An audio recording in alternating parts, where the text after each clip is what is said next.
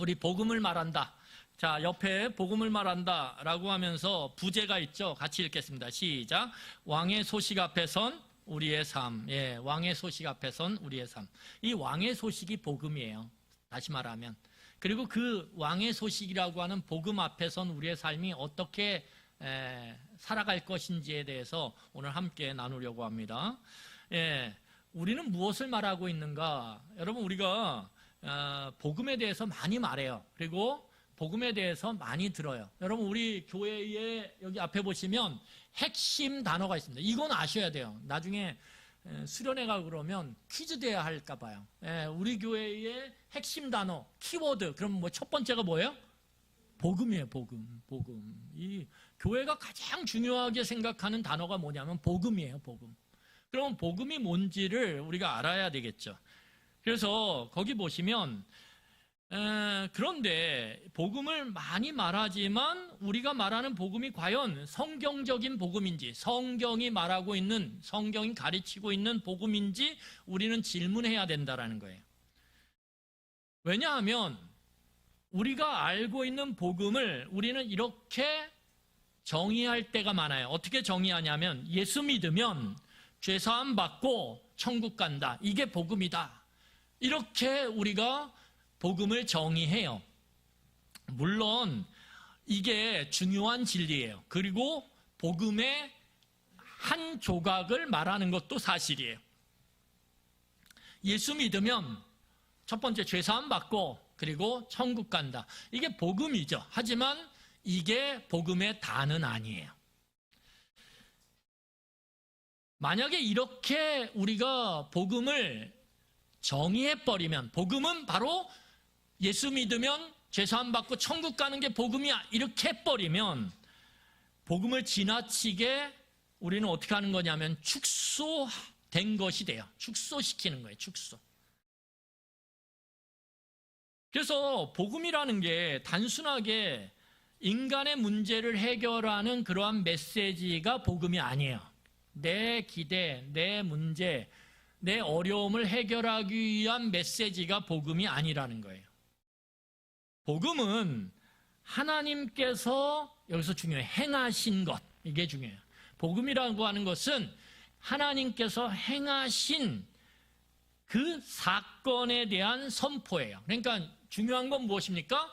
하나님이 행하셨다라는 거예요. 그리고 그 행하신 게 뭐가 됐냐면 사건이 됐고 그 사건을 말하는 거예요. 그 말하는 게 복음이라는 거예요. 그러니까 복음은 하나님이 행하신 사건을 말하는 것까지가 복음이다.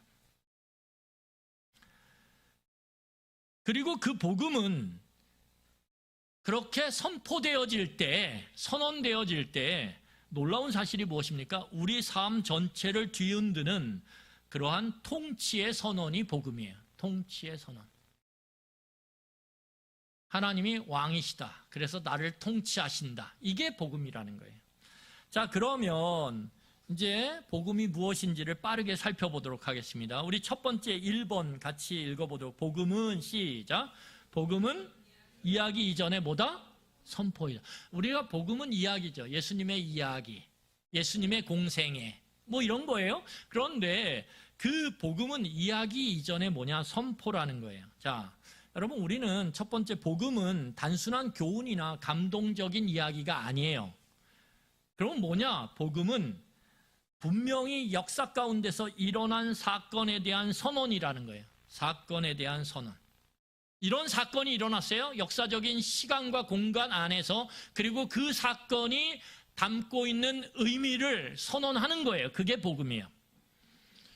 여러분, 고대 사회, 이 당시 예수님이 사셨던 로마 제국 시대에도 복음이라는 것을 어떻게 이해하고 있었냐면, 이거는 복음은 원래 성경적인 용어가 아니에요. 복음은 무엇입니까? 기쁜 소식이죠. 이 기쁜 소식이라고 하는 복음이라고 하는 단어는 성경에서 쓰는 단어가 아니라 이 고대 왕국에서, 제국에서 쓰던 단어예요. 특별히 로마 제국에서 쓰던 단어예요. 그래서 헬라어로 뭐라고 복음을 말하면 유앙겔리온이라고 말해요. 그런데 이 유앙겔리온이 뭐냐? 기쁜 소식이에요. 그럼 뭐가 그 당시에 기쁜 소식이냐? 세상 가운데서 왕이 즉위하는 것. 새로운 왕이 왕의 자리에 오르셨다. 이게 복음이에요. 이게 기쁜 소식. 그리고 왕이 전쟁에서 승리하셔서 우리에게 참된 자유를 주셨다. 이게 복음이에요. 그러니까 복음은 다 무엇과 연결되어 있다? 따라하세요. 왕과 연결되어 있다. 누구와요? 왕과 연결되어 있다. 그래서 복음은 개인적 위로가 아니에요. 개인적으로 막 심리적으로 정신적으로 우리를 위로하고 그렇게 생각하면 여러분 요즘에 많이 대두되고 있는 심리학 이런 것들이 마치 복음인 것처럼 탈바꿈해가지고 전해져요. 어떤 목사님이 그래요. 목사님, 제가 부교육자 생활할 때 우리 박 목사님이 그랬어요. 박 목사님이 갑자기 박 목사님이 예전에 인천에서 사역을 했는데 그 목사님이 심리학 박사, 상담학 박사인가 심리학 박사라 그랬어요. 상담학인가요? 상담학 박사. 그래가지고 설교를 하시는데 맨 상담학 단어, 상담학 용어 이런 것들을 사용하셔서 계속 그렇게 가르치십니다. 물론 그게 복음과 전혀 상관없다. 그렇지 않아요. 있어요. 맥락이 이어지는 부분도 있고 복음의 일부이기도 해요. 그런데 중요한 건 뭐예요? 복음이라는 게 가장 먼저 심리적으로 개인적으로 위로하거나 치유하거나 그런 목적이 아니라는 거예요. 그건 열매예요. 열매. 그러면 복음이라는 건 첫 번째 뭐냐? 가장 중요한 게 복음 그러면 우리 머릿속에 딱 생각돼야 되는 게 뭐냐? 공적으로 현실의 변화에 대한 소식이에요. 현실의 변화에 대한 소식. 내 심리적으로, 내 정신적으로 변화 이전에 내 물리적 주변, 내 살아가는 삶의 환경, 이것들이 변화됐다라고 하는 소식이 무엇입니까? 그게 복음이에요. 여러분 왜 그러냐 하면 왕이 바뀌었기 때문에 그래요. 왕이 바뀌는 순간 통치의 모습이 바뀌어요. 통치의 모습이 바뀌는 순간 내 삶의 모든 여건들과 상황들과 제도와 법이 다 바뀌어요. 이게 복음이에요. 이게. 그래서 복음이라는 건 뭐냐면 공적으로 이제 새로운 왕이 오셨다. 이것을 선포하는 것, 그게 복음이라는 거예요. 자, 그러면 복음은 어떻게 살 것인가 보다. 이건 후순위 문제예요. 어떻게 살 것인가 이건. 그거보다 가장 먼저 복음하면 우리가 붙잡아야 되는 건 뭐냐? 누가 다스리는가. 이게 복음의 핵심이라는 거예요. 누가 다스리는가. 왜요? 누가 다스리는가에 따라서 어떻게 살 것인가가 달라지기 때문에 그래요. 여러분, 지금도 제가 이제 미국에서 한 4년 가까이 유학을 했는데 저희 학교가 그 미국 동부의 버지니아라고 하는 그 주가 있어요. 워싱턴 DC가 속해 있는 버지니아 주가 있는데 그 버지니아 주의 중앙에 있는 센트럴 버지니아예요. 중앙에 이렇게 있어요. 근데 이제 그 버지니아의 린치버그라고 하는 도시인데 이 도시 안에 있는 학교 도시예요. 도시의 대부분이 학교와 연관되어 있어요. 그래서 리버티라고 하는 대학인데 여기가 대부분 학생들이 뭐냐면 백인 중산층 이상의 자녀들이 오는 부모가 백인 중산층에 속한 부모 기독교인에 속한 부모의 자녀들이 오는 학교예요. 그래서 대부분 백인들이에요. 대부분 백인들이고 되게 보수적이에요. 아주 보수적이고 그리고 정치적으로도 미국인 양당제니까 민주당과 공화당이 있으면 공화당을 지지하고 이렇게 하는 학교예요. 어쩌다 보니까 그렇게 갔어요. 그 학교를. 뭐 학교는 좋았어요. 되게 좋았는데 제가 이제 그 미국에서 유학을 끝내고 돌아왔을 때 제가 7월 달에 돌아왔는데 그해 11월 달에 미국 선거가 대통령 선거가 개최가 됐고 그 대통령 선거를 통해서 제가 있을 때는 오바마였거든요. 민주당의 오바마. 그런데 대통령 선거를 통해서 공화당의 그 트럼프 대통령이 됐어요. 그러니까 제가 그 대통령 되기 전에 저는 한국에 왔죠. 근데 제가 이제 소식을 들었는데 어떤 소식을 들었냐면 학교가 바뀌었어 이랬어요. 학교가 바뀌었어. 되게 친절했어요. 제가 있을 때는 학생들이 얼마나 친절한지 몰라요. 그리고 이렇게 유색인종 그런 사람들도 되게 친절하게 대우하고 아주 이렇게 나이스했어요. 그런데 제가 오고 나서 몇 달 후에 이제 공화당 대통령이 되지 않았습니까? 전화가 왔어요. 학교가 바뀌었어, 분위기가. 어떻게 바뀌었어? 그랬더니 그 똑같은 입인데 오늘 설교 그거 할 때 썼어야 되는데 제가 그 생각이 안 나네요. 똑같은 학생들이 유색인종인 아시안 저희 같은 사람들을 향해서 니네 집으로 돌아가 이렇게 손가락질하기 시작했다는 거예요. 깜짝 놀라요. 왜요? 한 번도 제가 4년 가까이 그 학교 다니면서 그랬던 경험이 없거든요. 너무 친절했어요. 그런데 이게 뭐냐면 사람마다 다르겠지만 그 사람들 마음 가운데 뭔가가 있었던 거죠.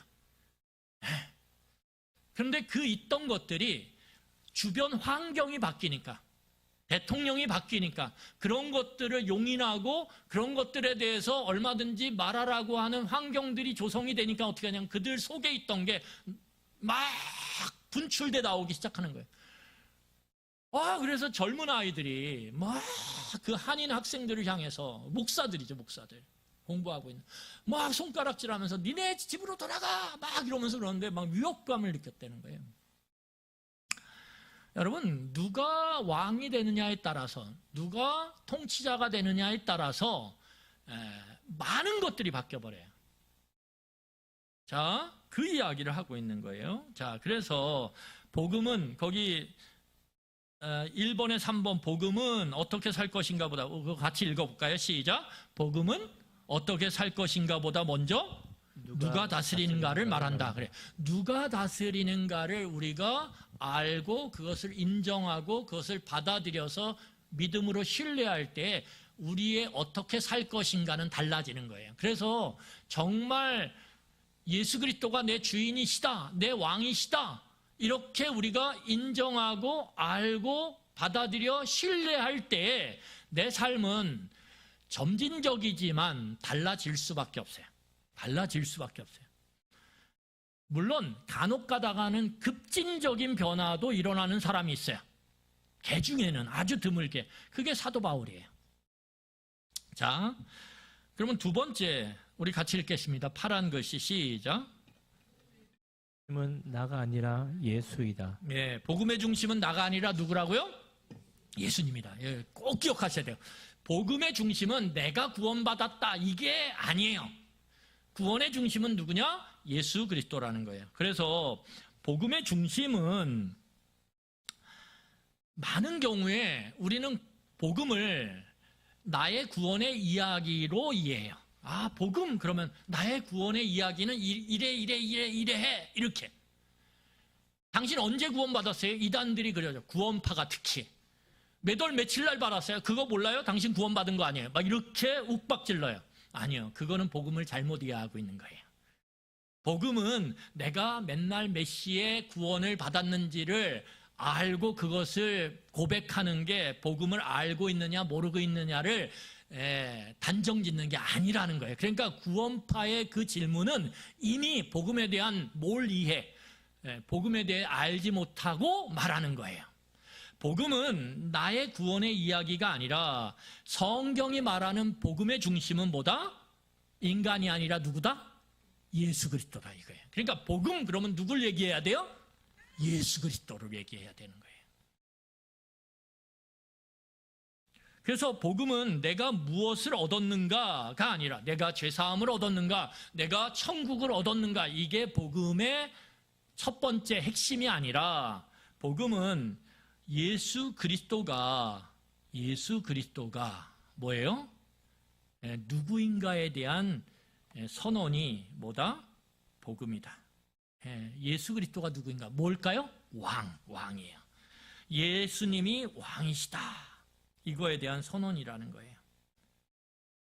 예수님이 누구신가에 대한 선언인데 그 예수님이 뭐예요? 보니까 그분이 단순히 스승도 아니고 종교적 지도자가 아니라 예수님이 누구예요? 하나님이 세우신 뭐다?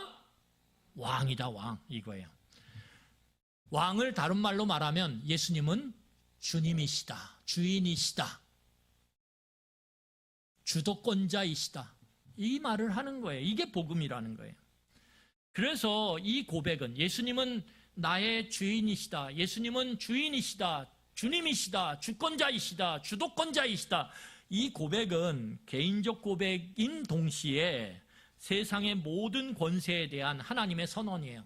세상의 권세들아 너희네가 주인인 것 같지 아니야. 진짜 주인이 있어. 누구요? 십자가에 달리시고 부활하신 바로 예수 그리스도가 주인이시다. 이게 복음이라는 거예요. 자, 넘어가겠습니다. 자, 세 번째. 그러면 같이 읽어보겠습니다. 시작. 복음은 하나님 나라의 도래를 말한다. 복음은 하나님 나라의 도래를 말해요. 자, 그러면 뭐냐? 첫 번째, 예수님께서 선포하신 복음은 뭐예요? 하나님 나라가 가까이 왔다. 여러분, 예수님께서 공생애를 시작하실 때, 자, 죄의 용서를 빌고 죄 사함을 받아라. 그러면 너희들이 천국을 얻을 것이다. 그렇게 말씀하지 않으세요. 예수님이 말씀하신 게 뭐예요? 기쁜 소식이다. 하나님 나라가 가까이 왔다. 이렇게 말씀하신다. 자, 그러면 하나님 나라는 어떤 장소가 아니라 뭐예요? 하나님의 다스림을 의미해요. 다스림, 통치를 의미한다는 거예요. 그러니까 하나님 나라가 뭐냐? 하나님이 통치하는 것, 하나님이 다스리는 것이 곧 뭐다? 하나님의 나라. 이렇게 바꾸셔야 돼요. 그러면 어떻게 되냐면 우리는 지금도 하나님 나라를 살 수 있어요? 살 수 있어요. 하나님의 통치와 다스림을 받으면서 내가 선택을 하고 살아가면 우리는 하나님 나라에 살아가는 거예요. 하지만 우리가 하나님의 통치와 다스림을 무시하고 세상의 통치와 내 욕망과 내 기대의 다스림을 받으며 살아가면 우리는 세상에 살아가는 거예요. 세상에서 살아가는 거예요. 인간의 나라에서 살아가는 거예요. 자, 그래서 하나님 나라는 어떤 장소가 아니라 하나님의 통치를 의미한다는 거예요. 그래서 지금도 우리는 하나님 나라를 살 수 있어요. 제한적이고 또한 어려움이 있긴 하지만 왜요? 끊임없이 세상에 소리들이 들리거든요. 끊임없이 우리의 욕망과 기대의 소리들이 우리를 자꾸 다스리려고 하거든요. 하지만 이 세상 속에서도 하나님의 통치를 받으며 하나님 나라를 살고 있는 사람들이 있다. 그리고 우리가 개인적 종말, 우리가 죽는 거죠. 육체적으로. 그리고 우주적 종말, 세상이 하나님의 심판 가운데서 서는 그날 예수께서 다시 오심으로 우리는 뭐예요? 하나님의 완전한 통치 가운데 살아갈 수 있다. 이해가 되시죠? 그 완전한 통치 가운데 살아가는 세상이 뭐예요? 이사야서에서 우리가 함께 살펴봤던 것처럼 평화의 나라죠. 평화의 나라. 평화의 나라가 있다라는 거예요. 온전한 자유의 나라가 있다라는, 기쁨의 나라가 있다라는 거예요. 목사님, 그러면 그걸 어떻게 우리가 알 수 있어요? 우리가 지금 파편적으로 맛보잖아요. 하나님의 다스림을 받으며 이 땅에 살 때도요, 여전히 우리 안에 문제가 있고 어려움이 있고 있지만 우리는 그 가운데서 기쁨을 잃어버리지 않고 평화를 누리면서 살아갈 수 있어요. 자, 거기 보시면 그래서 복음은, 성경이 말하는 복음은 죽은 이후의 천국만이 아니라, 그걸 말해요. 그런데 그게 다가 아니라 뭐예요? 지금 이 땅 가운데서 시작된 하나님의 뭘 말해요? 통치를 말하고 있다는 거예요. 지금도 우리는 하나님의 다스림을 받으며 하나님 나라에 살아갈 수 있다는 거예요. 그래서 거기 보시면 예수님의 사역은, 공생의 복음서에 나타난 예수님의 사역은 하나님의 나라가 임했다, 하나님의 통치가 임했다, 하나님의 다스리심이 이 땅 가운데 임했다라는 것을 보여주는 증거로 가득해요. 그게 무엇입니까? 대표적으로 병든 자가 고침을 받는 거죠. 죄인이 용서를 받는 거죠. 억눌린 자가 자유케 되는 거죠. 이게 하나님이 다스리실 때 나타나는 평화와 자유와 기쁨의 나라라는 거예요. 자, 네 번째 보겠습니다. 네 번째. 자, 십자가와 부활. 복음의 중심 사건이 바로 십자가와 부활이에요. 자, 보시죠. 그러면 복음은 단순한 가르침이 아니라 뭐다? 사건이다. 이걸 꼭 별표 치세요. 복음은 가르침이 아니라 시공간 속의 역사적인 사건이구나. 사건이다. 그러면 그 사건은 의미를 담고 그것을 말하게 돼 있어요. 세상은 십자가를 실패로 보지만 복음은 십자가를 왕의 뭘로 봐요? 왕의 직위로 선포한다. 왕이 그러니까 십자가를 통해서 예수님은 드디어 뭐의 자리에 오른 거예요? 왕의 자리에 올랐다는 거예요. 왕의. 하나님이 세우시는 진정한 왕의 자리. 세 번째, 예수님은 십자가를 통해 죄와 악의 권세를 무너뜨리셨고 이 사단의 이 죄의 권세를 무너뜨리셨고 부활을 통해 하나님께서 그를 참된 뭘로 세우셨다? 뭘로요? 왕으로 세우셨음이 드러난다. 그래서 십자가에 달리신 예수가 이 세상에 뭐다? 주님이시다 이거예요.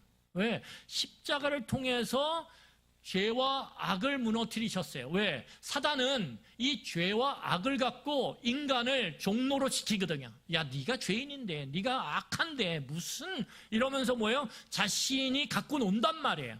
그래서 죄가 죄를 낳는 거예요. 더 큰 죄를 낳고 더 큰 악을 낳으면서 그렇게 세상을 죄와 악으로 가득 차게 사탄은 다스린다라는 거예요. 그런데 그것을 뭐예요? 십자가를 통해서 무력화시키셨고 그 무력화됨을 통해서 뭐예요? 부활하심으로 참된 왕이 되셨다. 그래서 마태복음 28장 18절로 20절에 보면 뭐라고 얘기해요? 하늘과 땅의 모든 권세를 하나님께서 누구에게 주셨어요? 부활하신 예수 그리스도께 주셨다. 이렇게 말씀하고 계시잖아요. 그래서 이 선언은 단순한 종교적 메시지가 아니라 세상을 뒤흔드는 급진적인 소식이다. 그래서 여러분, 원래 기독교는 급진적이에요. 굉장히 놀라워요. 왜? 인간을 왕으로 섬기고 나를 왕으로 섬기는 것과 하나님을 왕으로 섬기고 예수 그리스도를 왕으로 섬기는 것은 삶이 전혀 달라지기 때문에 그래요. 여러분, 물질도 마찬가지예요. 내가 왕으로 살아가면 물질을 못 놔요. 어떻게든 더 모아야 돼요. 더 쌓아야 돼요. 왜? 그래야 안심이 되니까. 그래야 위로를 받으니까. 그래야 힘이 생긴다고 생각하니까. 그래야 평화를 누린다고 생각하니까. 그런데 하나님을 왕으로 섬기는 순간, 예수 그리스도를 나의 왕으로 모시는 순간 우리는 그 물질로부터 자유케 돼요. 이게 나를 지키지 않는다라는 걸 알아요. 이게 나를 불안 가운데서 끝까지 영원히 나를 보호해주지 않는다라는 걸 깨달아요. 하나님만이 나를 끝까지, 죽음을 넘어서까지, 십자가를 넘어서까지 나를 지키신다라는 걸 알게 돼요. 그래서 하나님을 믿고 예수 그리스도를 나의 왕으로, 주님으로 섬기는 사람들에게 찾아오는 게 무엇입니까? 세상이 줄 수 없는 평화예요. 그 평화가 뭐예요? 말하는 거예요. 우리가 세상이 말하는 평화를 줄 수 있다라고 하는 세상이 내놓는 것들이 있어요. 너 이거 잡으면, 이거 갖고 있으면, 이걸 소유하면, 이걸 축적하면 너 평화를 얻을 수 있어. 기쁨을 누릴 수 있어. 근데 아니라는 거를 하나님은 우리에게 말씀하신다는 거예요.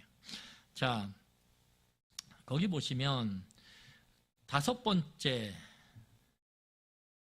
복음을 믿는다라는 것은 거기 같이 읽겠습니다. 시작. 동의가 아니라 충성이다. 예, 복음을 믿는다. 내가 복음을 믿는다. 다시 말하면 예수님이 나의 왕이 되신다. 세상의 주인이 되신다라는 걸 믿는다. 받아들였다라는 건 뭐냐 하면 충성이라는 거예요. 반응이.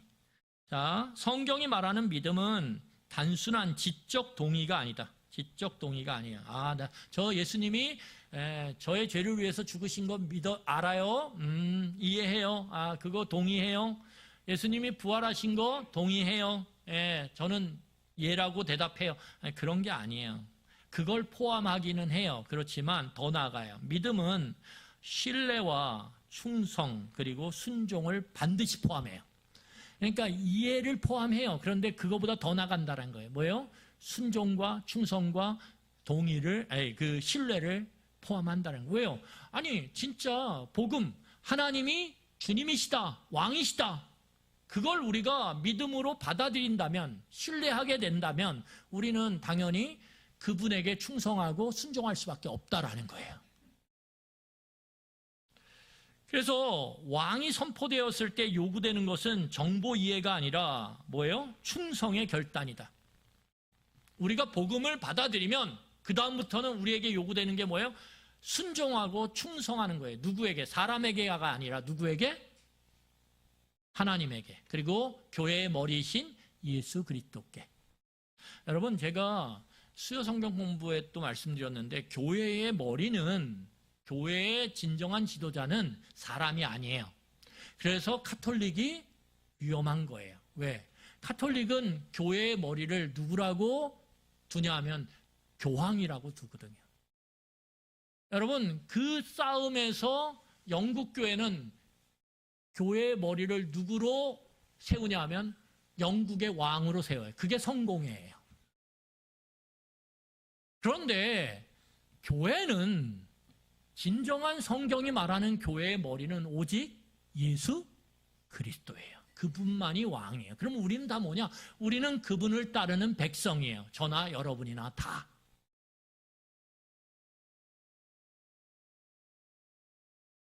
그러니까 저의 지도력 또한 제가 교회의 머리이신, 왕이신, 주님이신 예수 그리스도의 뜻에 부합하게 따를 때만이 저의 지도자로서의 기능, 역할이 가능한 거예요. 제가 만약에 하나님의 뜻이 아니라, 예수 그리스도의 뜻이 아니라 사람의 뜻과 사람의 욕망과 사람의 욕심을 따른다 그러면 저의 지도자로서의 역할과 기능은 사라지는 거예요. 자, 그래서 어느 교회에서 예수 그리스도께 충성하는 게 목사에게 충성하는 거예요. 목사에게 충성하는 게 예수 그리스도께 충성. 다 거짓말이에요.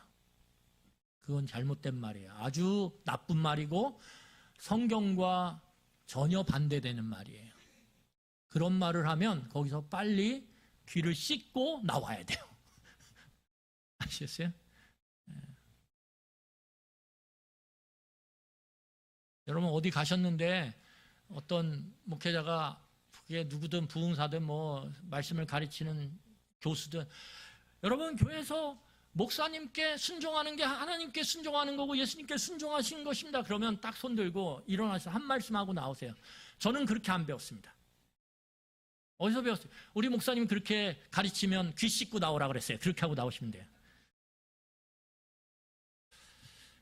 네, 우리의 주인은 예수 그리스도밖에 없어요. 자, 여러분, 자 보겠습니다. 그래서 복음을 믿는다라는 것은 예수님을 나의 구주로 받아들이는 것이 아니라, 구주라는 건 뭐예요? 나를 죄에서 구원하셨다라고 하는 그걸로만 받아들이는 게 아니라 나의 뭘로 인정하는 거예요? 왕으로, 주인으로 인정하는 거예요. 그래서 우리가 예수를 믿는다라는 것은 뭐냐면 예수님이 나를 죄에서 구원하신 구원자임과 동시에 뭐예요? 나의 왕이시다. 이것을 받아들이고 거기에 합당하도록 우리가 예수님의 말씀에 순종하고 충성하는 것, 그게 복음을 온전히 믿는 자들의 모습이라는 거예요. 자, 그래서 이 고백은 삶의 방향을 바꿔요. 삶의 방향을 바꿔요. 어떻게 바꿔요? 완전히 바꾸는 결단이에요. 이렇게 고백할 때 우리는 완전히 변화가 돼요. 점진적으로 또는 급진적으로, 그건 상관없어요. 변화가 된다라는 거예요. 돈에 대한 관점, 태도가 달라져요. 권력에 대한 관점, 태도가 달라져요. 왜? 누가 진짜 왕이냐 그럴 때 주님이 왕이시다 그러면 달라져요. 자, 우리 마지막 부분 살펴보도록 하겠습니다. 자, 그러면 복음을 사는 삶이 무엇이냐? 거기 옆에 읽겠습니다. 시작. 통치 아래 살아가는 것이다. 왕의 통치 아래 살아가는 게 복음을 사는 삶이라는 거예요. 자, 복음을 믿는 삶은 복음을 믿어요. 예수님이 주님이시고 왕이라는 걸 믿어요. 받아들인다라는 거예요. 그러면 어떻게 돼요? 단순한 종교 생활을 하지 않아요. 어떻게 됩니까? 통치자가 바뀐 삶이에요. 통치자가. 내 통치자가 바뀌는 거예요. 내가 아니라 예수 그리스도가 되는 거예요. 이제 우리는 더 이상 자기 자신이 왕이 아니라 예수 그리스도의 통치 아래 살아가는 사람이 된다 이거죠. 예수님의 통치 아래. 그러니까 예수님의 통치 아래 살아가는 사람들은 성경을 보게 돼 있어요. 예수님이 도대체 뭐라고 말씀하시는지, 예수님이 뭐를 원하시는지 성경을 볼 수밖에 없어요. 그리고 그 성경을 보며 기도할 수밖에 없어요. 왜요? 기도가 무엇입니까? 하나님, 제가 내 뜻이 아니라 하나님 뜻대로 살게 도와주세요. 기도하게 되거든요. 그러면 하나님께서 뭐예요? 내가 너를 평안하게 만들고 기쁨으로 가득 차게 만들고 먹고 마시는 걸 내가 더해줄게. 이렇게 말씀 약속하셨거든요. 그러니까 여러분, 내가 어떻게 하면 돌볼까? 맨날 돈 그러면서 돈에 찌들어 살면서 눈도 괭하니 마음도 옆 사람을 의심하고 옆 사람을 경쟁자로 생각하고 그렇게 막 쪼이고 그렇게 눌리는 삶이 아니라, 내가 내 삶의 주인이 내가 아니라 하나님이시구나, 예수 그리스도구나, 그거를 받아들이고 그분의 말씀을 읽고 그 말씀의 뜻을 따라 순종해 가려고 하는데 안 돼. 그게 안 되는 게 당연해요. 변혁이 금방 일어납니까? 변화가 그렇지 않죠. 그럴 때 어떻게 합니까? 예수님께서 보내신 그 성령님, 우리 마음 가운데 계신 그 성령님께 기도하는 거예요. 하나님, 성령을 통해서 제가 읽고 배운 말씀, 그 주님의 뜻을, 주님의 그 의도를 따라 살아갈 수 있도록 도와주세요. 제 힘으로 할 수 없어요. 내가 사는 게 아니라 주님이 사셔야 됩니다. 그렇게 하면서 성령께 도움을 구하는 기도가 우리 안에 이루어질 때, 말씀과 기도의 삶이 이루어질 때 우리 안에 일이 막 잘 되는 것도 아닌데 마음이 평안해요. 그 안에 기쁨이 있어요. 그래서 옆 사람들에게 오히려 더 온유하고 더 개방적이고 더 풍성한 모습으로 함께 교제하게 돼요. 없는데도 나누게 돼요. 베풀게 돼요. 그런 삶이 우리의 삶의 전반을 다 기름지게 만들다라는 거예요. 그리고 그것이 어느 순간에 하나님의 때에 놀라운 열매로 우리 안에 맺혀지는 거예요. 그럴 때 우리가 의문을 갖는 거예요. 야, 내가 한 게 없는데 하나님께서 나를 살게 하시네. 여러분, 이것이 복음을 살아내고 복음을 경험하는 자의 삶의 기쁨이고 영광이라는 거예요. 내가 해서 사는 것. 여러분, 그러면 우리의 삶은 늘 불안과 두려움과 걱정과 염려와 조급함과 이런 거에 찌들 수밖에 없어요. 자, 그래서 이 복음을 사는 삶의 모습이 뭐냐? 거기 보시면 우리 같이 보겠습니다. 뭐냐? 복음을 산다라는 게. 자, 복음을 사는 삶은 내 뜻보다 하나님의 뜻을 우선해요. 내 뜻보다. 왜? 하나님의 통치에 살아가는 거니까. 내 뜻보다 하나님의 뜻을 우선하며 산다. 이게 예수님의 삶이었어요.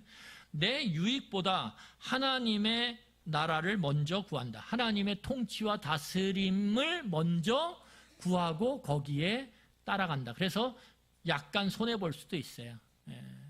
약간 내 이익에 반해서 살아갈 수도 있어요. 그런데 하나님의 그 통치에 부합되게 살아갈 때 하나님은 말씀하세요. 내가 풍성히 더하여 준다. 그것이 뭔지를 맛보며 살아가는 것, 그것이 복음을 살아가는 삶이라는 거예요. 그리고 그렇게 살아갈 때 우리 안에 뭐가 있어요? 담대함이 있어요. 그래, 내가 살아? 하나님이 살게 하시는 거지. 이 담대함이 있어요. 이 담대함이 얼마나 놀라운지 몰라요. 네.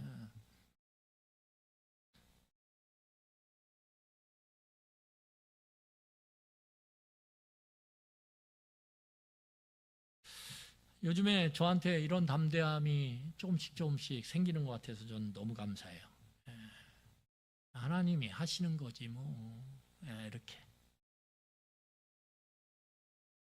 이게 삶의 그 변화들 속에서 여러분 우리의 외적인 삶은 늘 요동치고 변화되는 거예요. 삶의 변동성이 얼마나 큰데요.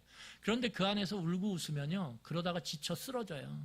그런데 그것과 상관없이 그래 하나님이 날 지키시지. 이것을 우리가 인정하고 누리는 삶은요. 놀라워요.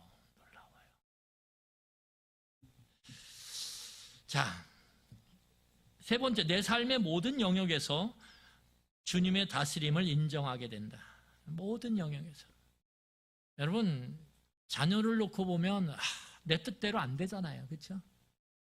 여러분 자녀, 여러분들의 기대와 뜻대로 되세요? 안 돼요. 제 아들 벌써 없어졌네요. 저는 기대했어요. 끝까지 앉아 있어라.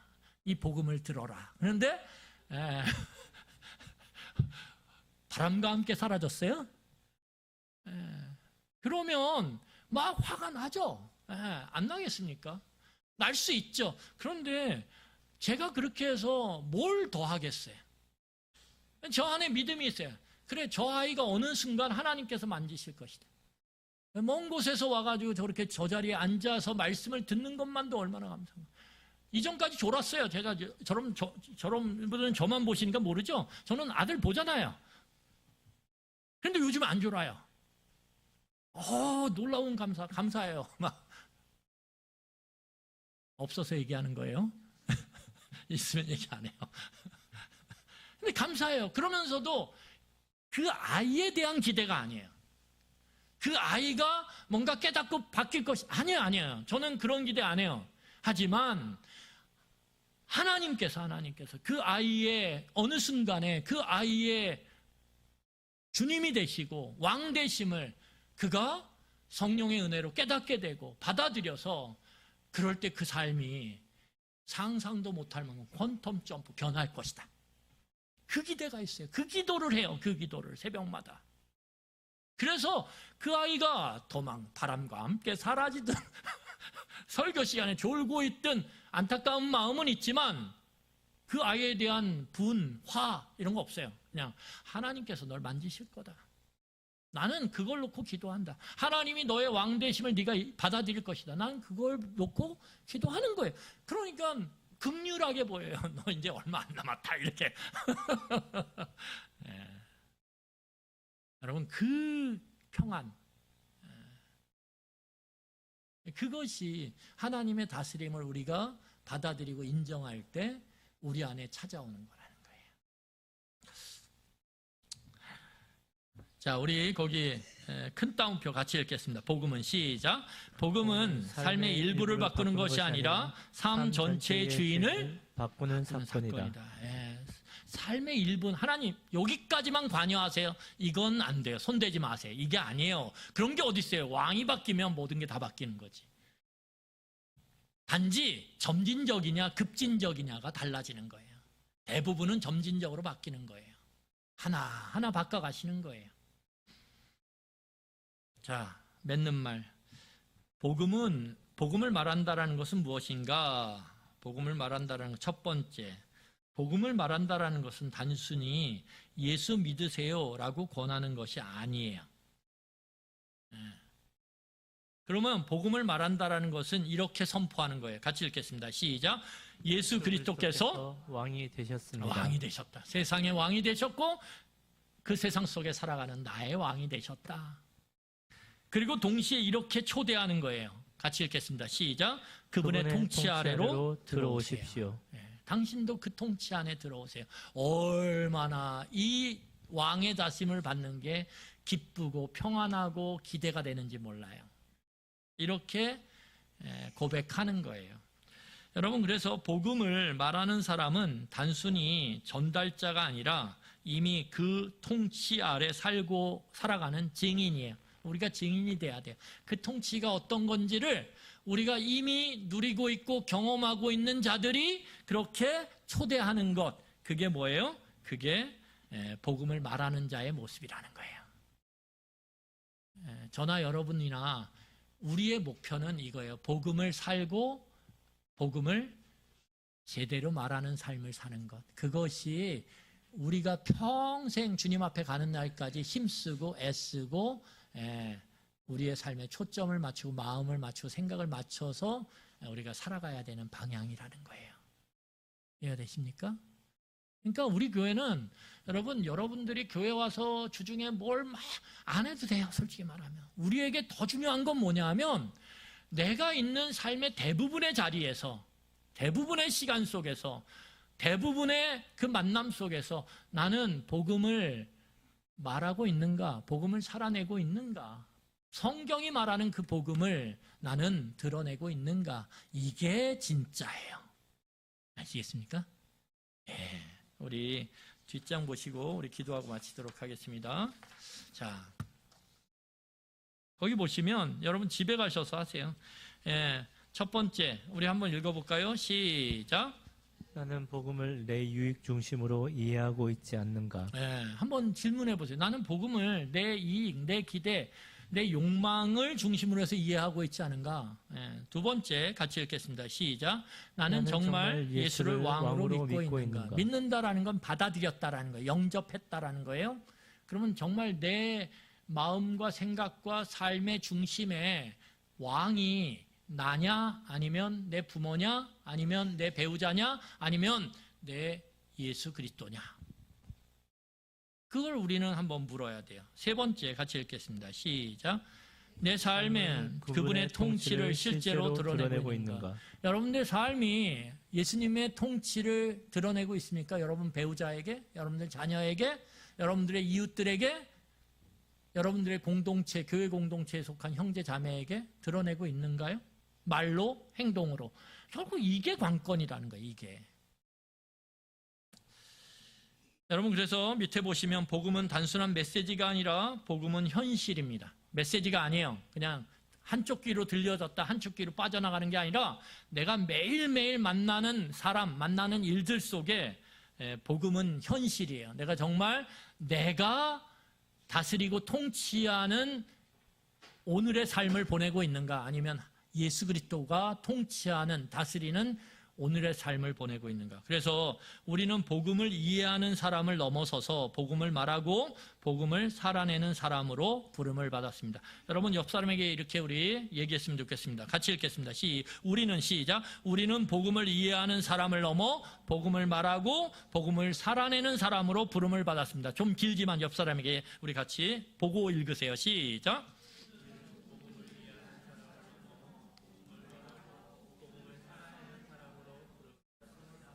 예. 우리가 같이 공동체를 이루면서요, 서로에게 본이 되고 서로에게 도전이 되는 게 뭐예요? 저 집사님이 저런 문제 앞에서 복음을 말하고 복음으로 살아내므로 그 복음의 능력을 경험하네? 왜요? 로마서 1장을 보면 복음은 능력이다 이렇게 얘기합니다.